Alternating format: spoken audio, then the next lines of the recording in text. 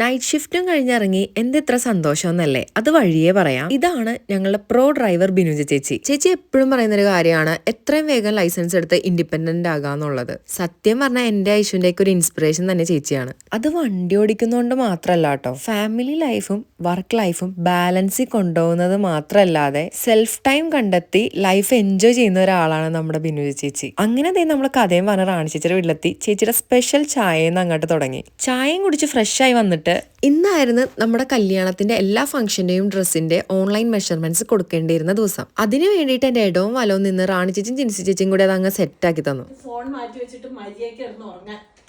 Good night റാണിയമ്മേ.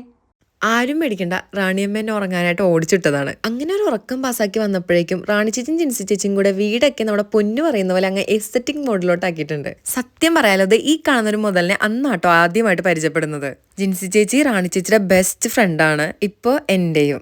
ഉച്ചയായപ്പോഴേക്കും Ancy ചേച്ചി നല്ല അടിപൊളി ചിക്കൻ ബിരിയാണി ചൂടോടെ ജസസ് ഉണ്ടായി കൊടുത്തിട്ടുണ്ടായിരുന്നു. അപ്പൊ ഇതൊന്നും അകത്താക്കിയിട്ട് വേണം ഇനി വൈകിട്ടത്തെ പരിപാടിക്ക് റെഡി ആവാനായിട്ട്. അപ്പൊ അടുത്ത വീഡിയോ കാണുന്നവരെ എല്ലാവർക്കും ബൈ, സീ യു.